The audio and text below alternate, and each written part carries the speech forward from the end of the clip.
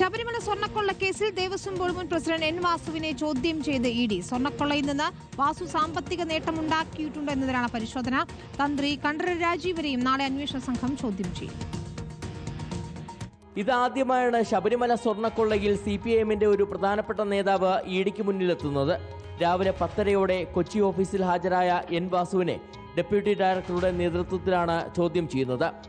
N Vasu Devaswom കമ്മീഷണറായിരുന്ന സമയത്താണ് അറ്റകുറ്റപ്പണിക്കായി സ്വർണ്ണപ്പാളികൾ ഉണ്ണികൃഷ്ണൻ പോറ്റിക്ക് കൈമാറിയത്.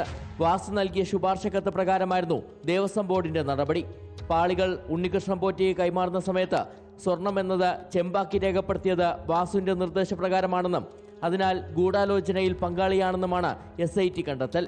പാളികൾ പൂശിയതിന്റെ ബാക്കി സ്വർണം ഉണ്ണികൃഷ്ണൻ പോറ്റിയുടെ പക്കലുണ്ടെന്നറിഞ്ഞിട്ടും വാസു ഇടപെടാതിരുന്നതിലും ദുരൂഹതയുണ്ടെന്നാണ് EDയുടെ വിലയിരുത്തൽ.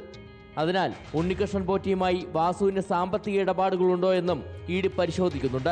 നേരത്തെ വാസുവിന്റെ വീട്ടിൽ നടത്തിയ റെയ്ഡിൽ ആസ്തി വിവരങ്ങളും ബാങ്ക് അക്കൗണ്ട് വിവരങ്ങളും അന്വേഷണ സംഘം ശേഖരിച്ചിരുന്നു.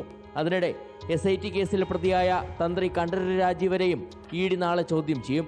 ഉണ്ണികൃഷ്ണൻ പോറ്റിയെ ശബരിമലയിലേക്ക് സ്പോൺസറായി എത്തിച്ചതിന്റെ മറവിൽ തന്ത്രി സാമ്പത്തിക നേട്ടമുണ്ടാക്കിയിട്ടുണ്ടോ എന്നാണ് ED അന്വേഷിക്കുന്നത്. റിപ്പോർട്ടർ, കൊച്ചി.